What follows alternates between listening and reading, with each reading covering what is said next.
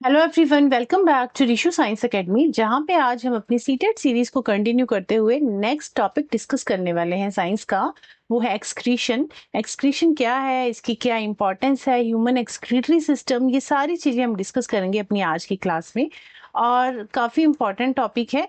इसमें से भी इस बार के क्वेश्चंस पूछे गए हैं। एक्चुअली क्या है ना, जो ये वाला टॉपिक है एक्सक्रीशन, ये लाइफ प्रोसेस का पार्ट है। तो लाइफ प्रोसेस में एक बार मेरा पेन, लाइफ प्रोसेस में हमने 3 टॉपिक ऑलरेडी डिस्कस कर लिए हैं। कौन कौन से टॉपिक डिस्कस कर चुके हैं हम? डाइजेस्टिव सिस्टम हमने डिस्कस किया है, रेस्पिरेटरी सिस्टम हमने डिस्कस कर लिया है, और सर्कुलेटरी सिस्टम। और आज हम डिस्कस करने हैं एक्सक्रीटरी सिस्टम। तो ये चारों ही जो प्रोसेस है, ये हमारी लाइफ प्रोसेस है। और इनमें से इस बार मतलब 4 प्रोसेस में से दो दो प्रोसेस में, दोनों 7 और 8 फरवरी को जो पेपर हुआ है ना, उसमें दो दो क्वेश्चंस पूछे गए हैं इस पर्टिकुलर टॉपिक से, मतलब इन चारों प्रोसेस से। तो इम्पोर्टेंट टॉपिक है अपने आप में ही एक ये। और इसमें सारी चीजें हम डिस्कस करने वाले हैं। प्लस बाइलिंगुअल रहेगी क्लास, इंग्लिश हिंदी दोनों मीडियम में आपको नोट्स भी मिलेंगे। और इसके एंड में हम इसके प्रीवियस ईयर क्वेश्चंस लगा लेंगे, जो प्रीवियस ईयर क्वेश्चंस आए हुए हैं इस पर्टिकुलर टॉपिक से, वो भी डिस्कस करेंगे, ताकि आपको एक आइडिया हो जाएगी किस तरह के क्वेश्चंस पूछे जाते हैं। ठीक है। और अगर आप फर्स्ट टाइम इस चैनल पे जुड़े हो तो चैनल को सब्सक्राइब जरूर करें, क्योंकि सीटेट से रिलेटेड जितना भी मटेरियल है वो आपको मैं प्रोवाइड कराती हूँ। और यहाँ पे हम साइंस डिस्कस कर रहे हैं, साइंस डील कर रहे हैं, साइंस पेडागोजी भी, साइंस का थ्योरी पोर्शन भी। और ये जो नोट्स है आपको मेरे टेलीग्राम चैनल पे मिलते हैं, निशु साइंस एकेडमी। इसके साथ साथ इसके अलावा एक प्रैक्टिस सेट हम चला रहे हैं। मतलब प्रैक्टिस सेट अगर आपने देखा होगा तो 2 या 3 प्रैक्टिस सेट जो है हम कर चुके हैं। वो प्रैक्टिस सेट में 30 क्वेश्चन है, 20 आपकी थ्योरी पोर्शन होंगे, 10 पेडागोजी के होंगे। वो प्रैक्टिस सेट आप जरूर लगाएं, काफी हेल्पफुल रहेंगे वो भी आपके लिए। और उसमें कंबाइंड क्वेश्चन है, ऐसा नहीं कि पर्टिकुलर टॉपिक से, कंबाइंड क्वेश्चन जैसा आपका पेपर आता है, पेपर पैटर्न पे ही बेस्ड है वो। तो वो सीरीज भी आप जरूर देखें। एंड चलिए स्टार्ट करते हैं अपनी आज की क्लास विदाउट वेस्टिंग टाइम। तो ये मैंने एक पेज ऐड किया है सबसे पहले, कि हम आज की क्लास में क्या क्या डिस्कस करेंगे, ये सारा उसका एक ब्रीफ है। एक्सक्रीशन क्या है, उत्सर्जन क्या है, एक्सक्रीशन है क्या, what is excretion and why it is important, excretion क्यों जरूरी है हमारे लिए। और किडनी के अलावा, मतलब किडनी, हम जब भी एक्सक्रीशन की बात आती है तो हमारे माइंड में आता है कि हाँ, किडनी एक्सक्रीटरी सिस्टम है हमारी बॉडी में, वो जो है वेस्ट को एक्सक्रीट आउट करने में हेल्प करती है। बट किडनी के साथ साथ और भी पार्ट्स हैं जो वेस्ट को एक्सक्रीट आउट करते हैं। जैसे किडनी तो है ही, लंग्स भी हैं। लंग्स क्या करते हैं, कार्बन डाइऑक्साइड को रिमूव करने में हेल्प कर रही है। स्किन क्या कर रहा है, स्किन के थ्रू जब हमारी स्वेटिंग होती है तो स्वेटिंग में भी सम पोर्शन जो है वाटर सॉल्ट का होता है, some small amount of portion जो है यूरिया भी प्रेजेंट होता है। उसके अलावा लीवर क्या करता है, अमोनिया को यूरिया में कन्वर्ट करता है। तो ये सारे ऑर्गन जो हैं हमारे एक्सक्रीशन में हेल्प करते हैं हमारी। उसके अलावा कुछ और अदर ऑर्गेनिजम्स हैं, उनकी बॉडी में किस तरह से एक्सक्रीशन होता है, तो ये सारी चीजें डिस्कस करेंगे। उसके अलावा human excretory system, most important topic. Humans में एक्सक्रीटरी सिस्टम किस तरह से इंपॉर्टेंट रोल प्ले कर रहा है, नेफ्रॉन्स किस तरह से काम कर रहे हैं, यूरिन फॉर्मेशन किस तरह से होती है, वो सारी चीजें डिस्कस करेंगे। और उसके अलावा बस ये हो गया आपका चैप्टर कंप्लीट यहीं पे। तो ये सारे पोर्शन जो है हम डिस्कस करेंगे आज की क्लास में। ठीक है, चलिए स्टार्ट करते हैं अपनी आज की क्लास। पहला टॉपिक है हमारा कि व्हाट इज एक्सक्रीशन। एक्सक्रीशन है क्या, उत्सर्जन है क्या। तो एक्सक्रीशन क्या है, it is the process of removing harmful metabolic waste from the body. क्या है ये, ऐसी प्रक्रिया है जिसमें क्या होता है, शरीर में जितने भी हानिकारक चीजें हैं, वो सारा वेस्ट जो है, वो सारे पदार्थ जो है बॉडी से बाहर निकाले जाते हैं, उसी को हम एक्सक्रीशन कहते हैं, उसी को उत्सर्जन कहते हैं। ठीक है। अब एक्सक्रीटरी वेस्ट क्या क्या है, कौन कौन से एक्सक्रीटरी वेस्ट के एग्जाम्पल है। फॉर एग्जाम्पल कार्बन डाइऑक्साइड, ठीक है, हमारे लिए वो वेस्ट ही है क्योंकि हमारी बॉडी इसको यूज नहीं करती। यूरिया हार्मफुल वेस्ट है। Uric acid, excess water and excess salt, तो ये सारी चीजें जो है एग्जाम्पल है किस चीज के, एक्सक्रीटरी वेस्ट के। क्लियर। अब नेक्स्ट है कि एक्सक्रीशन इंपॉर्टेंट क्यों है, नेसेसरी क्यों है, जरूरी क्यों है, क्यों एक्सक्रीशन जरूरी है हमारे लिए। क्योंकि एक्सक्रीशन क्या करता है, टॉक्सिक सब्सटेंसेस को रिमूव करता है हमारी बॉडी से, विषैले अपशिष्ट को हटाता है, वाटर बैलेंस को मेंटेन करता है, जल का संतुलन बनाए रखता है, सॉल्ट का जो संतुलन है वो बनाए रखता है, और होम्योस्टेसिस बनाए रखता है, जो हमारे इंटरनल बॉडी कंडीशंस होती हैं उनको मेंटेन करके रखता है, जिसको हम होम्योस्टेसिस कहते हैं। ठीक है, तो इन सभी चीजों में एक्सक्रीशन जो है हेल्प करता है हमारी। अब हम देखेंगे ह्यूमन एक्सक्रीटरी सिस्टम। तो ह्यूमन एक्सक्रीटरी सिस्टम में कौन कौन से पार्ट्स हैं, मेन पार्ट्स हैं जो हेल्प करते हैं? Kidneys, ureter, urinary bladder, urethra, ये चारों जो पार्ट्स हैं इंपॉर्टेंट रोल प्ले करते हैं। उसके अलावा किडनी में नेफ्रॉन्स प्रेजेंट होते हैं। नेफ्रॉन किस तरह से यूरिन फॉर्मेशन में हेल्प करते हैं वो भी डिटेल में डिस्कस करेंगे। ठीक है, तो ये चारों पार्ट जो हैं हमारे एक्सक्रीटरी सिस्टम के इंपॉर्टेंट पार्ट हैं। 2 किडनीज हैं, यूरेटर है, 2 ट्यूब्स निकली हुई हैं दोनों साइड से किडनी से, एंड ये यूरिनरी ब्लैडर और ये है यूरिथ्रा। ये इंपॉर्टेंट रोल प्ले करते हैं हमारे एक्सक्रीशन में। अब यहाँ पे आपको 2 वेन्स दिख रही होंगी, एक है आउटा, एक है वेना केवा। आउटा क्या है? आउटा से ब्लड आता है, ठीक है, ये ब्लड आएगा हमारी बॉडी में और ये ब्लड फिर किडनीज के पास जाएगा। किडनी इसको प्यूरिफाई करेंगी, मतलब इस ब्लड में जो भी यूरिया वगैरह प्रेजेंट होगा उसको रिमूव करेगा, सॉल्ट और वाटर के बैलेंस को मेंटेन करेगा, और इसने जो फिल्ट्रेट कलेक्ट किया है, मतलब जो यूरिया वगैरह कलेक्ट किया है उसको फिर यूरेटर के थ्रू यूरिनरी ब्लैडर में भेज देगा, और फिर यूरिथ्रा के थ्रू ये जो वेस्ट है हमारी बॉडी से एक्सक्रीट आउट हो जाता है। और वेना केवा क्या करता है? यहाँ से ब्लड आ रहा है, किडनी के पास गया। अब किडनी ने जो ब्लड को प्यूरिफाई किया है, ये प्यूरिफाइड ब्लड वेना केवा के थ्रू होता हुआ वापस हार्ट में चला जाता है। ठीक है, चलिए, तो parts of human excretory system हमने देख ली क्या क्या है। किडनी है, यूरेटर, यूरिनरी ब्लैडर, यूरिथ्रा। और जो हमारे यूरिन का फ्लो है वो कैसा होता है? किडनी के अंदर जो नेफ्रॉन है उन्होंने यूरिन की फॉर्मेशन की, वो ब्लड जो है किडनी ने भेज दिया, ब्लड नहीं सॉरी, जो वेस्ट है, वो जो वेस्ट है किडनी ने भेज दिया यूरेटर के पास, फिर वो ब्लैडर में जाएगा और यूरिथ्रा के थ्रू बॉडी से बाहर निकल जाएगा। तो ये जो पाथवे है यूरिन के फ्लो का। Next internal structure of kidney. अब हमने ये तो देख लिया कि किडनी ये सारे काम करेगी, बट किडनी का ये पूरा जो काम है किस तरह से करती है, उससे पहले आपको किडनी का स्ट्रक्चर के बारे में पता होना चाहिए। किडनी हैज 3 मेन पार्ट्स होते हैं किडनी के। ये जो बाहर वाला पार्ट है, ये वाला, this is called renal cortex. जो आउटर लेयर है ना, इसको रीनल कॉर्टेक्स कहते हैं, इसको कहते हैं रीनल कॉर्टेक्स। यहाँ लिख रखा है कॉर्टेक्स। रीनल वर्ड जहां भी ऐड हो जाए समझ लीजिए वो किडनी की बात हो रही है। ठीक है, जैसे कार्डियक वर्ड से हमें समझ आता है कि हार्ट की बात हो रही है, वैसे ही रीनल वर्ड जहां जुड़ता है वहां हम, इसका मतलब है किडनी की बात हो रही है, हमारे एक्सक्रीटरी सिस्टम की बात हो रही है। रीनल कॉर्टेक्स, जो बाहर की लेयर है रीनल कॉर्टेक्स, जो अंदर वाला ये वाला पोर्शन है इसको कहते हैं रीनल मेडुला। रीनल मेडुला यहाँ लिखा होगा, ये तो रीनल कॉलम है। ये वाला जो पोर्शन है ना, पिरामिड से आपको दिख रहे हैं, इनको रीनल, यहाँ पे क्या प्रेजेंट है? Renal medulla. मिडल लेयर है, जो आउटर लेयर है दैट इज रीनल कॉर्टेक्स, जो मिडल लेयर है दैट इज रीनल मेडुला, और इसके अंदर वाला ये जो पोर्शन है, फनल शेप पोर्शन है, ये क्या है? पेल्विस। तो ये इंपॉर्टेंट पार्ट्स है। और ये तो आर्टरी और वेन है जो कलेक्टेड है। आर्टरी जो है ब्लड लेके जाती है किडनी के पास, और फिर उस ब्लड को जब प्यूरिफाई कर देगी किडनी, तो वो वेन के थ्रू वापस हार्ट में चला जाता है। क्लियर? तो अपर पोर्शन, जो आउटर पोर्शन है रीनल कॉर्टेक्स, अंदर वाला पोर्शन रीनल मेडुला, और जो ये फनल शेप पोर्शन है दैट इज रीनल पेल्विस। तो जब किडनी में जो नेफ्रॉन्स प्रेजेंट है, यहाँ पे कॉर्टेक्स और ये जो मेडुला रीजन है, यहीं पे हमारे नेफ्रॉन प्रेजेंट होते हैं। इस तरह से अभी बताऊंगी आगे यहाँ पे। और जब ये यूरिन बनता है हमारा, तो यूरिन जो है यहाँ पे पेल्विस रीजन में आ जाता है, और फिर ये यूरिन जो है यहाँ से यूरेटर में चला जाता है, फिर यूरेटर से यूरिनरी ब्लैडर में जाएगा, यूरिनरी ब्लैडर से फिर वो चला जाएगा यूरिथ्रा में, और यूरिथ्रा के थ्रू मतलब बॉडी से बाहर निकल जाएगा। तो ये 3 मेन पार्ट्स हैं किडनी के, renal cortex, renal medulla, renal pelvis. Clear? चलिए, अब किडनी में जो यूरिन फॉर्मेशन होता है उसमें सबसे बड़ा जो रोल है वो कौन प्ले कर रहा है? That is our nephron. Nephron क्या है? हर किडनी में 1 से 1.5 मिलियन जो नेफ्रॉन है वो प्रेजेंट होता है इन ईच किडनी। एक किडनी में 1 से 1.5 मिलियन नेफ्रॉन प्रेजेंट होते हैं, और ये क्या करते हैं?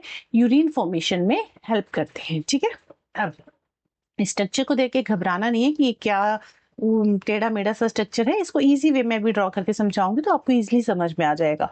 अब नेफ्रॉन जो सारे काम कर रहे हैं वो नेफ्रॉन ही कर रहे हैं। नेफ्रॉन क्या है, क्या करता है, मेन काम क्या है इसका? It maintains water and salt balance in our body, waste product को रिमूव करता है और यूरिन फॉर्मेशन में हेल्प करता है। ठीक है, अब नेफ्रॉन का थोड़ा सा मैं समझा देती हूँ किस तरह से क्या काम कर रहा है।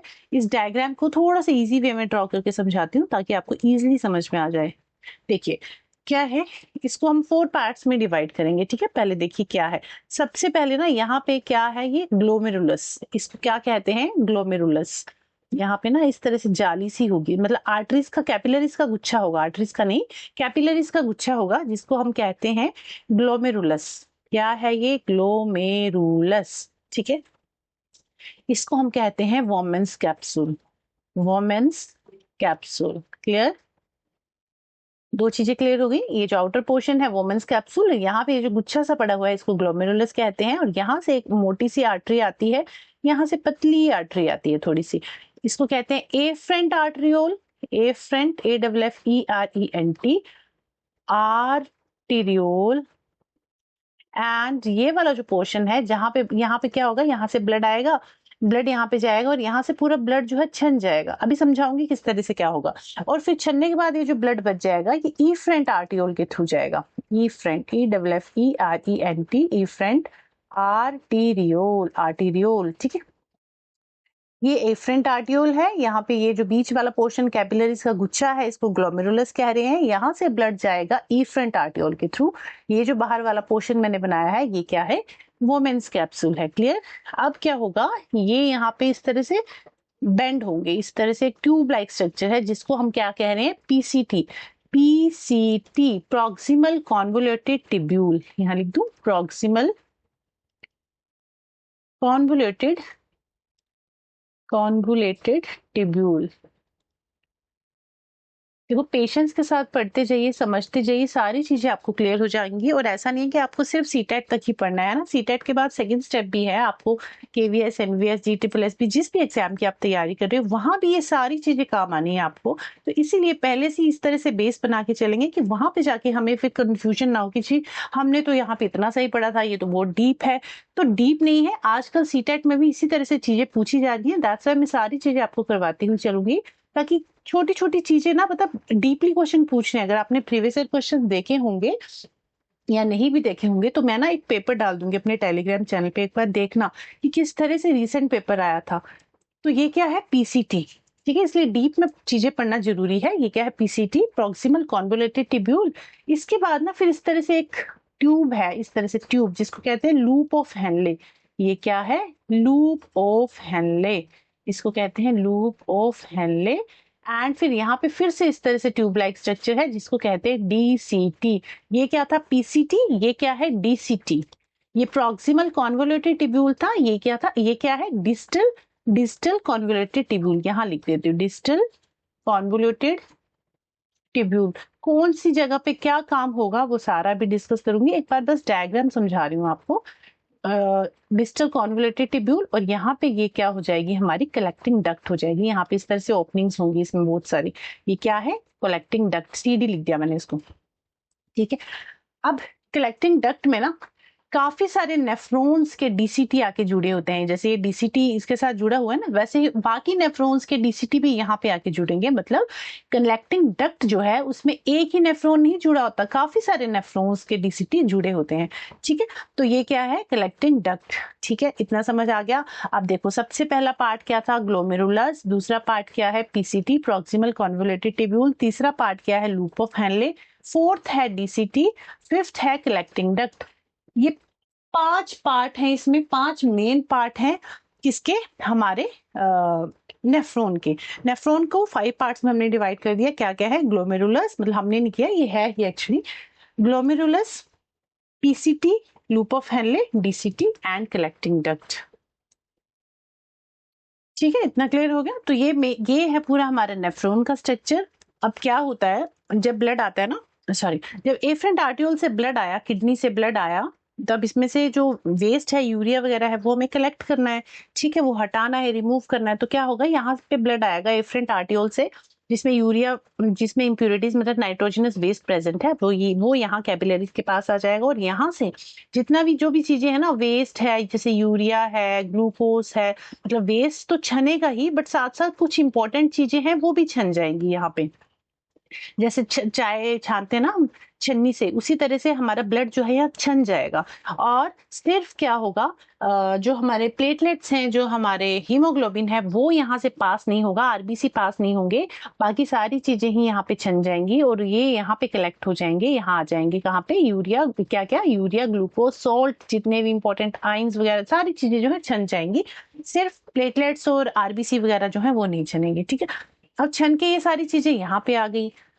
अब क्या होगा, हमें सिर्फ यूरिया को छानना था, मतलब यूरिया को निकालना था, बाकी चीजें भी वापिस आ गई हैं। तो ये पीसीटी क्या करेगा, अब ये यहाँ पे ब्लड जो ये फिल्ट्रेट जो है यहाँ पे जाएगा और ये पीसीटी क्या करेगा, जो भी इंपॉर्टेंट चीजें ब्लड के साथ साथ छनी थी उन चीजों को रीएब्सॉर्ब कर लेगा। मतलब ये जो फिल्ट्रेट था हमारा, इस फिल्ट्रेट में जो ग्लूकोज है, सम सॉल्ट है, यहाँ जो इंपॉर्टेंट चीजें भी आ गई हैं, उनको ये पीसीटी क्या कर लेगा, रीएब्सॉर्ब कर लेगा। क्या करेगा, रीएब्सॉर्ब कर लेगा। तो जो फर्स्ट स्टेप है यहाँ पे क्या हुआ, जो ग्लोमेरुलस है यहाँ पे क्या हुआ, अल्ट्रा फिल्ट्रेशन। यहाँ पे जो फिल्टर्ड हो रही ना चीजें, इसको हम कह रहे हैं अल्ट्रा फिल्ट्रेशन। सेकेंड स्टेप जो है पीसीटी, यहाँ पे रीएब्सॉर्प्शन होगी, इंपॉर्टेंट चीज जो है ये रीएब्सॉर्ब कर लेगा, वापिस ले लेगा। और जो ये पीसीटी, डीसीटी और ये लूप ऑफ हेनले है, यहाँ तीनों ही जगह पे क्या हो रहा है, रीएब्सॉर्प्शन ही होगा। तीनों जगहों पे रीएब्सॉर्प्शन होगा। ज्यादा से ज्यादा वाटर और सॉल्ट जो है ये एब्सॉर्ब कर लेंगे। 50 to 60% जो वाटर है ना, वो तो पीसीटी एब्सॉर्ब करेगा, रीएब्सॉर्ब करेगा।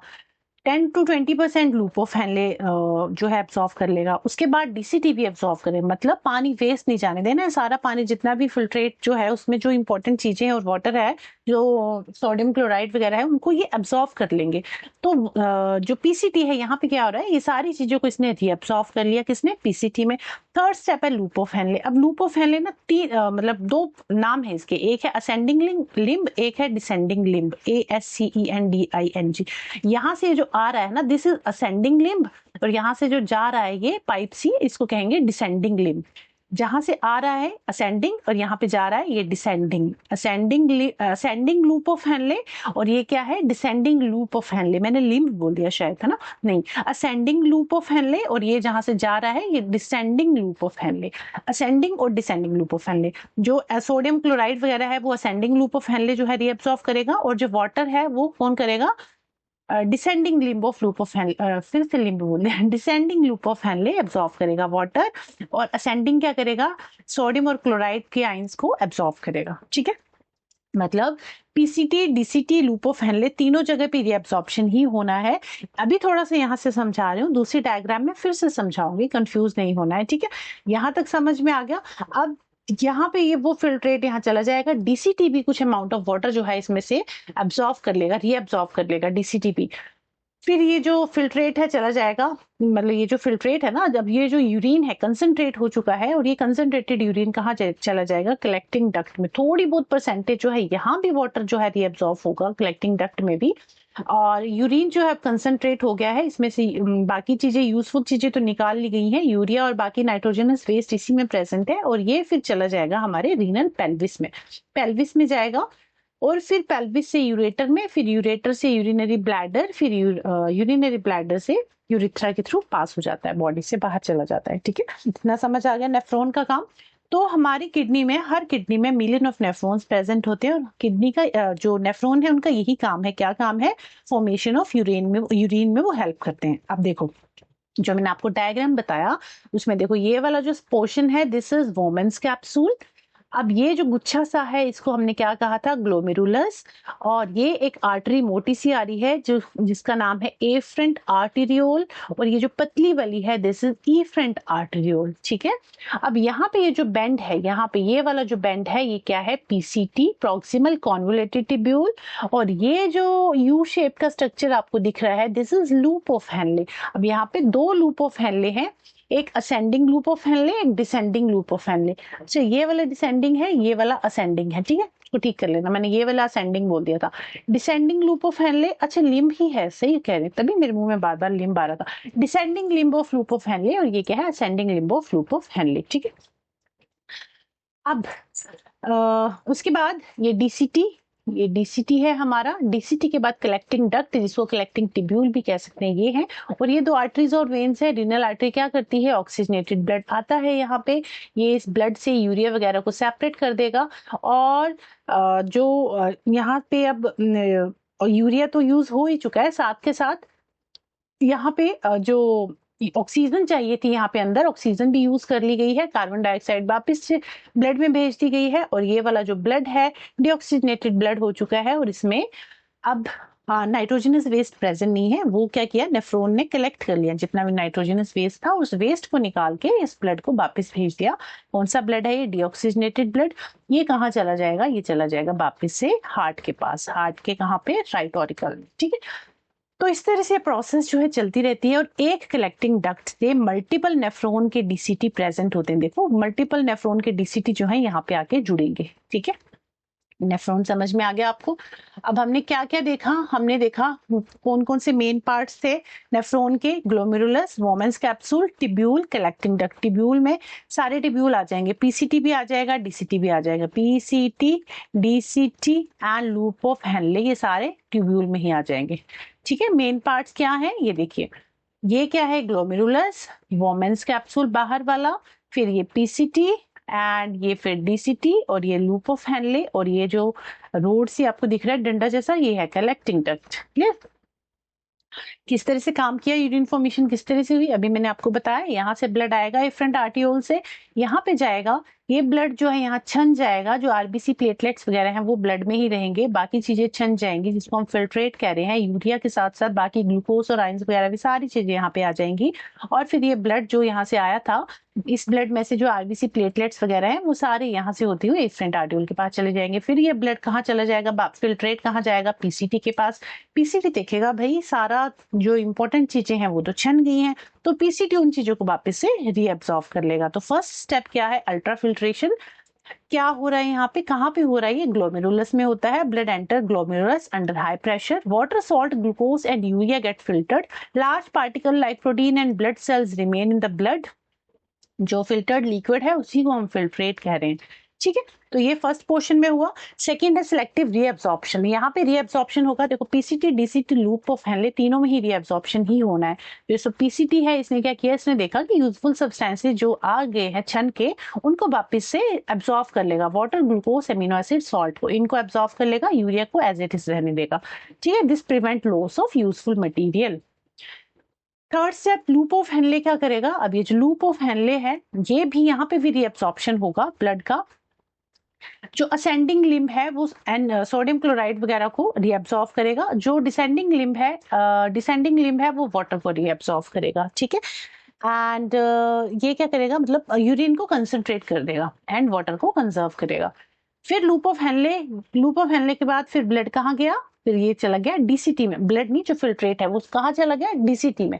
अब ये डीसीटी के पास जाएगा, और फिर डीसीटी भी कुछ अमाउंट ऑफ जो चीजें रह चुकी हैं उनको रीअब्सॉर्ब करेगा। जैसे extra salt, hydrogen ions, waste, सारा जो वेस्ट है उसको फिल्ट्रेट में ऐड कर देगा, और जो एक्स्ट्रा सॉल्ट है और हाइड्रोजन आयंस है उनको क्या कर लेगा, रीअब्सॉर्ब कर लेगा। फिर डीसीटी के बाद ब्लड कहाँ जाएगा, हमारे यहाँ पे कलेक्टिंग टिब्यूल में जाएगा। स्टेप 5 जो है कलेक्टिंग टिब्यूल में जाएगा, जहां पे जो रिमेनिंग लिक्विड है वो क्या बन जाएगा, यूरिन। यूरिन में क्या क्या चीजें प्रेजेंट होती है, urea, access water and salt. फिर जो यूरिन है ये कहाँ चला जाएगा, यूरिन कलेक्टिंग डक्ट में चला गया ना, फिर कलेक्टिंग डक्ट से यूरेटर में, फिर यूरिनरी ब्लैडर, यूरिथ्रा के थ्रू बॉडी से बाहर हो जाएगा। तो आई होप आपको ये जो वर्किंग है समझ में आई होगी। अच्छा हाँ, ये एक चीज है कॉर्टेक्स और मेडुला। देखो जो ऊपर वाला पोर्शन है ना, ये ग्लोमेरुलस वाला जो पोर्शन है और वोमेन्स कैप्सूल, वो कॉर्टेक्स रीजन में प्रेजेंट होता है, और बाकी PCT, DCT, loop of Henley जो है मेडुला रीजन में प्रेजेंट होते हैं, किडनी के। क्लियर। चलिए, तो यूरिन क्या है, it is a liquid waste, जिसमें क्या प्रेजेंट है, 95% तो उसमें वाटर प्रेजेंट होता है, 5% उसमें डिसॉल्व सब्सटेंसेस प्रेजेंट होते हैं। कौन कौन से सब्सटेंसेस डिसॉल्व होते हैं, urea, uric acid, excess water, salts. कौन कौन से salt, sodium, potassium and chloride, and creatinine. Creatinine क्या है, हमारी मसल्स का वेस्ट है जो मिक्स हो जाता है ब्लड में, और इसको भी हमारे यूरिन ही बॉडी से एक्सक्रीट आउट करता है। नॉर्मल जो यूरिन है it is pale yellow in colour due to pigment called urochrome. ये 1 मार्क्स में क्वेश्चन पूछा जा सकता है कि जो यूरिन है वो येलो किस पिगमेंट की वजह से होता है, तो यूरोक्रोम की वजह से जो यूरिन है येलो, पेल येलो कलर का होता है। ठीक है, तो यहाँ तक की कहानी आपको समझ में आई होगी कि ह्यूमन एक्सक्रीटरी सिस्टम किस तरह से काम कर रहा है, किस तरह से kidney, ureter, urinary bladder, urethra काम कर रहे हैं, और किडनी में जो हमारे नेफ्रॉन्स हैं वो किस तरह से मेन जो सारा वर्कलोड है वो तो नेफ्रॉन ही संभाल रहा है ना, तो नेफ्रॉन किस तरह से काम कर रहा है, किस तरह से यूरिन फॉर्मेशन करता है और फिर उसको पेल्विस रीजन में भेजता है, पेल्विस फिर उसको यूरेटर और यूरिनरी ब्लैडर के थ्रू यूरिथ्रा में भेज देती है, मतलब यूरिथ्रा के थ्रू बॉडी से बाहर निकल जाता है वेस्ट जो यूरिन है। ठीक है, तो यहाँ ह्यूमन एक्सक्रीटरी सिस्टम तो मतलब कंप्लीट हुआ कि किस तरह से हमारे एक्सक्रीटरी सिस्टम काम करता है। नेक्स्ट है आर्टिफिशियल किडनी डायलिसिस। डायलिसिस के बारे में आपने पढ़ा होगा, कृत्रिम वृक्क भी कहते हैं। ये क्या है, इट इज द, इसको आर्टिफिशियल किडनी भी कहते हैं। क्यों कहते हैं, क्योंकि किडनी की तरह ही काम करता है। ऐसे कुछ पर्सन हैं जिनकी जो किडनी है वो प्रॉपर काम नहीं करती, तो या तो किडनी ट्रांसप्लांट करा लेते हैं कुछ लोग, एंड कुछ लोग क्या कराते हैं डायलिसिस। डायलिसिस में क्या होता है, it is a process of removing waste from blood. जो हमारे, जैसे हमारी किडनी ने क्या किया, हमारे ब्लड में जो वेस्ट प्रेजेंट है, जो नाइट्रोजनस वेस्ट प्रेजेंट, उसी को तो अलग किया ना, उसी को तो खींचा ना उसने। तो वैसे ही डायलिसिस क्या आता है, एक मशीन सी है, इस तरह से डायलाइजर यहाँ लगा होता है, तो ये भी क्या करेगा, इसकी जो कंपोजिशन होती है ना वो ब्लड की तरह ही होती है, तो ये भी क्या करेगा, ब्लड, हमारी बॉडी से ब्लड निकाल लिया जाएगा। आर्टरीज के थ्रू ब्लड को रिमूव करते हैं, आर्टरीज के थ्रू, ARTERI, आर्टरी से यहाँ से ब्लड कलेक्ट करेंगे, ब्लड कलेक्ट करके चला जाएगा डायलाइजर में, जहाँ पे डायलाइजर में एक फ्लूइड प्रेजेंट है जिसकी कॉम्पोजिशन बिल्कुल हमारे ब्लड के जैसी होती है। अब यहाँ पे हमारा ब्लड जाएगा और जो भी ब्लड में नाइट्रोजनस वेस्ट प्रेजेंट है वो उसको इसमें मिक्स हो जाएगा, और साफ ब्लड जो है, फ्रेश ब्लड जो है, वो वापिस से हमारी बॉडी में वेन्स के थ्रू भेज दिया जाएगा। ठीक है, तो इस तरह से ये सारा जो डायलिसिस के प्रोसेस है ये होती है। सो डायलिसिस क्या है, it is the process of removing waste from blood using a dialysis machine when kidney fail. जब किडनी फेल, कुछ लोगों की किडनी प्रॉपर काम नहीं करती है, तो डायलिसिस के थ्रू जो है ब्लड को प्यूरिफाई किया जाता है, क्योंकि इतने सारे वेस्ट को हम बॉडी में तो नहीं रहने दे सकते ना, अदरवाइज क्या होगा, हमारे तो पूरी बॉडी में यूरिया, यूरिक एसिड, ये सारा नाइट्रोजनस वेस्ट कलेक्ट हो जाएगा, तो उसको बॉडी से बाहर निकालना जरूरी होता है, जैसे किडनीज निकालती हैं। बट अगर प्रॉपर किडनी हमारी काम नहीं कर रही है तो फिर डायलिसिस के थ्रू ये प्रोसेस जो है की जाती है हॉस्पिटल्स में। ठीक है, चलिए, बाकी कुछ और एनिमल्स हैं, उनकी बॉडी में किस, कौन सा मेन एक्सक्रीटरी ऑर्गन है, नाइट्रोजनस वेस्ट क्या रिमूव होता है, वो सारी एक चार्ट है, ये इंपॉर्टेंट है, इसमें से क्वेश्चन पूछ लिया जा सकता है, इसलिए आपको ये पता होना चाहिए। अमीबा जो है सेल मेम्ब्रेन के थ्रू एक्सक्रीट आउट करता है, इसका जो नाइट्रोजनस वेस्ट है क्या है, अमोनिया है। अमोनिया क्या है, डायरेक्टली वाटर में डिफ्यूज हो जाता है। अर्थवर्म, नेफ्रीडिया एक्सक्रीटरी ऑर्गन है, नाइट्रोजनस वेस्ट क्या है, यूरिया है। नेफ्रीडिया क्या करता है, filter and remove waste. Cockroach में मालफिजन ट्यूब्यूल्स के थ्रू एक्सक्रीट आउट करते हैं, इसका जो एक्सक्रीटरी प्रोडक्ट है, मतलब जो वेस्ट है, that is uric acid. And fishes में गिल्स और किडनीज के थ्रू होता है, इसका भी वेस्ट जो है अमोनिया है। फ्रॉग और एडल्ट में जो फ्रॉग हैं उनमें किडनीज के थ्रू ही एक्सक्रीशन होता है और यूरिया जो है वो रिमूव करते हैं। बर्ड्स में किडनीज के थ्रू यूरिक एसिड रिमूव करती हैं। रेप्टाइल, स्नेक, लिजर्ड वगैरह जो है उनमें भी किडनी प्रेजेंट होती है, वो भी यूरिक एसिड रिमूव करते हैं। ह्यूमन जो है किडनीज और हमारी जो वेस्ट है यूरिया है, some amount of uric acid भी प्रेजेंट होता है, बट मेन अमाउंट जो है यूरिया का प्रेजेंट होता है, and it is excreted through urine.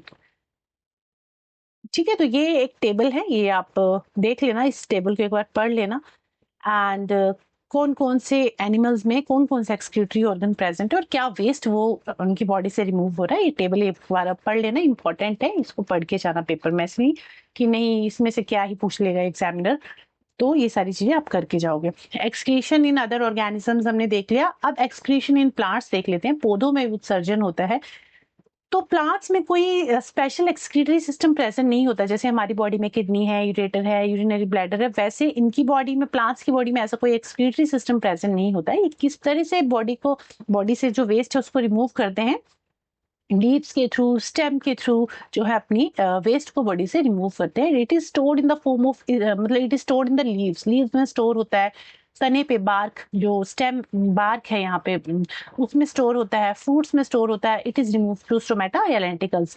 Leaves में जो वेस्ट है वो स्टोमेटा के थ्रू रिमूव होगा, और जो स्टेम में वेस्ट है वो लेंटिकल्स के थ्रू वेस्ट रिमूव होगा बॉडी से। And it is stored in the form of gum और रेजिन्स के, जो कि हम लोग यूज करते हैं, उनका वेस्ट है बट हमारे लिए वो चीजें यूजफुल हैं। तो oxygen, carbon dioxide, water vapour, gums, resin, latex, ये क्या है? सारे प्लांट के एक्सक्रीटरी प्रोडक्ट्स हैं। क्लियर? तो यहाँ पे ये सारा चैप्टर आपका एक्सक्रीटरी सिस्टम जो है हो गया कंप्लीट।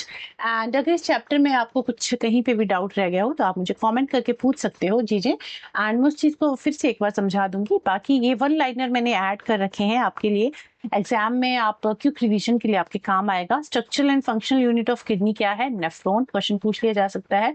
ह्यूमन बॉडी में कितनी किडनीज हैं? 2। Urea is formed in liver, important है। लीवर, यूरिया फॉर्म कहाँ होता है? लीवर में, बट जो बॉडी से रिमूव करता है वो कौन करता है? किडनीज। तो urine is formed in nephron. Urine कहाँ फॉर्म होता है? नेफ्रॉन में। ब्लड फिल्ट्रेशन कहाँ होती है? ग्लोमेरुलस में।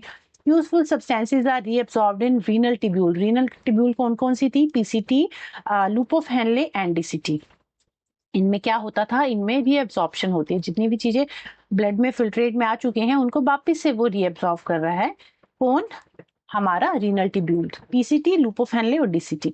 Artificial kidney is used for dialysis. Dialysis के काम आते हैं। Plant excrete through stomata and lenticels. Kidney help to maintain water and salt balance. Kidney क्या करती है? हमारे वाटर और सॉल्ट के बैलेंस को मेंटेन करती है और इसी प्रोसेस को ऑस्मो रेगुलेशन भी कहते हैं।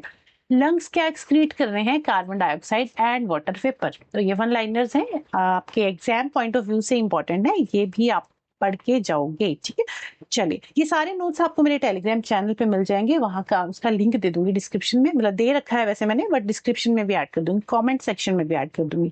ठीक है, ये रिसेंट आया हुआ पेपर है 7 फरवरी का। क्वेश्चन है, the process of dialysis is associated with which one of the following function of human body. मानव शरीर के निम्नलिखित कौन से प्रकार से डायलिसिस का प्रक्रम जुड़ा है? मतलब कौन से पार्ट में डायलिसिस होती है? सर्कुलेशन में, एक्सक्रीशन में, रिप्रोडक्शन में या फिर रेस्पिरेशन में? तो डायलिसिस कहाँ पे होती है? एक्सक्रीशन में हेल्प करती है डायलिसिस, है ना। एक्सक्रीशन भी तो हेल्प कर रही है ना, आपकी बॉडी से वेस्ट को बाहर निकाल रहा है डायलिसिस। ऐसे पर्सन में यूज होती है जिनकी किडनी प्रॉपर वर्क नहीं कर पाती है, तो उनकी बॉडी में फिर डायलिसिस के थ्रू वेस्ट को बॉडी से बाहर निकाला जाता है। तो इसका जो राइट आंसर है दैट इज उत्सर्जन। क्लियर? नेक्स्ट क्वेश्चन है, ये भी आया हुआ क्वेश्चन है, विच one of the following statement is true about excretory system in animals. प्राणियों के उत्सर्जन तंत्र के संदर्भ में निम्नलिखित में से कौन सा कथन सत्य है? आपको बताना है कौन सी एक स्टेटमेंट सही है, हमारे एक्सक्रीटरी सिस्टम से रिलेटेड है। फर्स्ट है, the major excretory product in human is urea, की जो ह्यूमंस हैं उनका जो मेजर प्रोडक्ट है दैट इज यूरिया। सेकंड है, aquatic animals don't need to excrete, ऐसा तो नहीं है, हर एनिमल्स को एक्सक्रीट आउट तो करना ही है, करने की जरूरत होती है, चाहे वो प्लांट्स हो, एनिमल्स हो, माइक्रो ऑर्गेनिजम्स हो, हर कोई जो है एक्सक्रीट करता है। तो सेकंड स्टेटमेंट गलत है। Animals like lizards excrete ammonia gas, की जो लिजर्ड्स है ना वो अमोनिया गैस सिक्रीट करती हैं, this is also not true. जो ये रेप्टाइल्स होते हैं जैसे लिजर्ड है या फिर स्नेक है, ये क्या एक्सक्रीट आउट करते हैं? ये यूरिक एसिड सिक्रीट करते हैं, यूरिक एसिड। ये स्टेटमेंट भी आपकी गलत है। फोर्थ है, human urine normally consist of 50% water and 50% urea. जी नहीं, अभी हमने क्या पढ़ा, 90% उसमें वाटर होता है एंड 90% या 95% वाटर होता है। एक बारी परसेंटेज मैं भी देख ली थी, गलत ना बता दूं आपको। हमारी यूरिन में 90% वाटर, हाँ 95% वाटर है, 95% वाटर है और 5% जो है नाइट्रोजनस वेस्ट है। 95% वाटर होता है और 5% नाइट्रोजनस वेस्ट है। क्या क्या है? लाइक यूरिया है, यूरिक एसिड है। यूरिक एसिड काफी कम अमाउंट में होता है बट होता है। कुछ मतलब कुछ आइंस हैं जो हमारी बॉडी को जिनकी नीड नहीं है, ठीक है, क्रिएटिनिन है। तो ये सारी चीजें इस 5% में ही आती हैं। तो 95% वाटर होता है, 5% नाइट्रोजनस वेस्ट होता है। तो फोर्थ स्टेटमेंट भी होगी आपकी गलत। सही पूछी थी, सही स्टेटमेंट सिर्फ एक ही है, option number first, the major excretory product in human is urea. मानवों में मुख्य उत्सर्जन उत्पाद क्या है? यूरिया है। नेक्स्ट क्वेश्चन, लास्ट क्वेश्चन है आज की क्लास का। क्वेश्चन है, arrange the following statement in the correct order. Urine stored in urinary bladder, ureters carry urine to the urinary bladder, useful substances. देखो ये पूरी प्रोसेस ना हमारे किडनी की प्रोसेस है, किस तरह से किडनी जो है वेस्ट को एक्सक्रीट आउट करती है, उसको हमें प्रॉपर एक सीक्वेंस में लगाना है कि सबसे पहले क्या होगा उसके बाद क्या होगा। तो सबसे पहले क्या होता है? सबसे पहले तो ब्लड में जो सब्सटेंसेस है वो जाएंगे ना, तो सबसे पहले क्या होगा? ऑप्शन नंबर सी जो है ऑप्शन फर्स्ट होगा, ये होगा first. Useful substances are absorb back into the blood. Blood जो है उनको एब्जॉर्व करेगा, ठीक है। फिर ये जो वेस्ट है फिर ये कहाँ जाएगा, ये चला जाएगा किडनी के पास फिल्ट्रेशन के लिए। सेकंड स्टेप में क्या होगा, ये जो वेस्ट है ये किडनी के पास गया फॉर फिल्ट्रेशन, किडनी के पास जाएगा। किडनी क्या करेगी, किडनी उसको कहाँ भेजेगी, किडनी उस वेस्ट को क्या करेगी, फिल्टर्ड आउट करेगी। कहाँ पे होगा ये सारा प्रोसेस, नेफ्रॉन्स में होगा। तो ये जो वेस्ट है dissolved in water is filtered out as urine in the kidneys. Kidney जो है इसको फिल्टर करेंगे with the help of nephron. उसके बाद जब नेफ्रॉन ने अपना काम कर दिया तो क्या होगा, वो जो नेफ्रॉन ने पूरा वेस्ट कलेक्ट किया है वहां पे पीसीटी, डीसीटी और लूप ऑफ हेनले के थ्रू जो पूरी प्रोसेस हुई है और कलेक्टिंग डक्ट में आया है, तो कलेक्टिंग डक्ट के बाद वो पेल्विस रीजन में जाएगा और पेल्विस उसको कहाँ भेजता है, पेल्विस उसको भेज देता है यूरेटर्स में। यूरेटर जो ट्यूब लाइक स्ट्रक्चर थे उनमें भेजेगा। Ureter carry urine to urinary bladder, ये यूरिनरी ब्लैडर में लेके जाएगा। एंड फिर यूरिनरी ब्लैडर से ये जो ब्लड है, ये जो यूरिन है, it is pass through the urinary opening at the end of urethra. Urethra के थ्रू ये बॉडी से बाहर ले चली जाएगी। तो इसको सीक्वेंस में आपको लगाना था। तो सी जो है हमारा फर्स्ट है, सी फर्स्ट है और डी सेकंड है। सी फर्स्ट और D second step is given in option number 1। तो ऑप्शन नंबर 1 जो है आपके इस क्वेश्चन का राइट आंसर हो जाएगा। सी डी ई बी ए, ये जो सीक्वेंस रहने वाला है सी डी ई बी ए, ठीक है। तो फर्स्ट ऑप्शन जो है इस क्वेश्चन का राइट आंसर है। तो इस तरह के क्वेश्चन देखो पूछे जाते हैं, ये मैंने खुद से ऐड नहीं किए, पेपर में आए हुए क्वेश्चन है। और किसी भी टॉपिक को लाइटली मत लिया करो। ये यहाँ मतलब हम जितनी भी चीजें कर रहे हैं ना वो एग्जाम ओरिएंटेड ही कर रहे हैं। और जो आपका सिलेबस मेंशन है आपके सीटेट की ऑफिशियल वेबसाइट पे, वहीं से मैंने ये सारा सिलेबस लिया है। सारे PYQs को देख के ही आपका ये जो नोट्स हैं वो बनाए जाते हैं। तो चीजों को आप ध्यान से पढ़िए। एंड साइंस में इतनी मैं गारंटी ले सकती हूँ, अगर आप सारी सीरीज को, जो थ्योरी पोर्शन हमारा चल रहा है, अगर उसको आप प्रॉपरली देख रहे हो, उसके अलावा पेडागोजी पोर्शन हमारा चल रहा है जिसमें हम प्रीवियस ईयर क्वेश्चन सीरीज चल रही है, जिसमें प्रीवियस ईयर के क्वेश्चन कर रहे हैं 2011 से 2024 तक के सारे क्वेश्चंस हम कॉन्सेप्ट के साथ डिस्कस करते हैं। उसके साथ साथ आपको एक प्रैक्टिस सेट भी मिल रहा है जिसमें हम 30 क्वेश्चन डिस्कस कर रहे हैं। तो ये सारी तीनों चीजें अगर आप देखते हो ना, फिर मैं 100% गारंटी ले सकती हूँ कि आप 30 में से 30 स्कोर कर लोगे। 30 में से 30 स्कोर कर लोगे अगर इन चीजों को आप कर रहे हो, ठीक है। मान लो 29 थोड़ा बहुत मिस्टेक भी हो जाती है अगर, तो बट इतने मार्क्स आप स्कोर कर सकते हो। और ये प्रैक्टिस सेट जो है ना, ये 30 क्वेश्चन ही इसमें हम डिस्कस करते हैं। पेपर पैटर्न के बेस्ड के ऊपर ही बेस्ड है ये।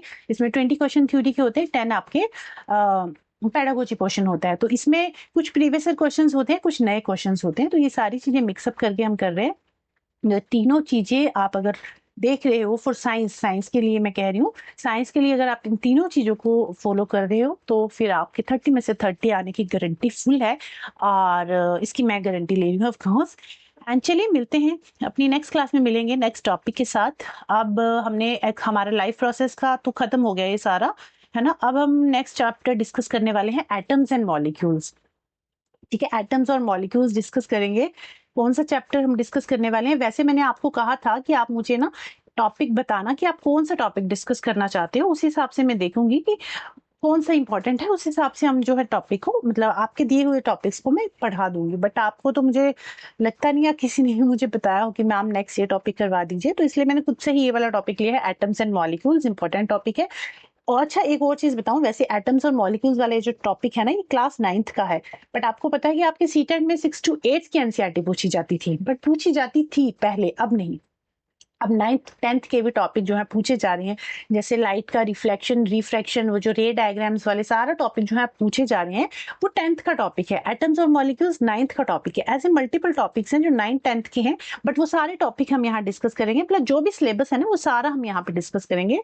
No need to worry about it. And next topic क्या हमारा फाइनल हुआ, एटम्स एंड मॉलिक्यूल्स। एटम्स और मॉलिक्यूल्स हम नेक्स्ट क्लास में डिस्कस करने वाले हैं। And thank you for watching. Of course अगर आपको क्लास अच्छी लगी हो तो चैनल को सब्सक्राइब जरूर करना, क्योंकि अपकमिंग वीडियो जो आएगी उसकी नोटिफिकेशन आपको मिल जाए। एंड ये जो नोट्स है आपको मेरे टेलीग्राम चैनल पे मिलेंगे, रिशु साइंस एकेडमी। उसके अलावा आप मुझे मेल भी कर सकते हो अगर आप कुछ मेल करना चाहो तो। That is learnscience222@gmail.com। First page पे मेंशन है, वहां से आप देख लेना, यहाँ पे मैंने ऐड नहीं किया है शायद। एंड चलिए आज की क्लास यहीं पे कंप्लीट करते हैं, मिलेंगे अपने नेक्स्ट क्लास में नेक्स्ट टॉपिक के साथ। तब तक के लिए बाय बाय, टेक केयर।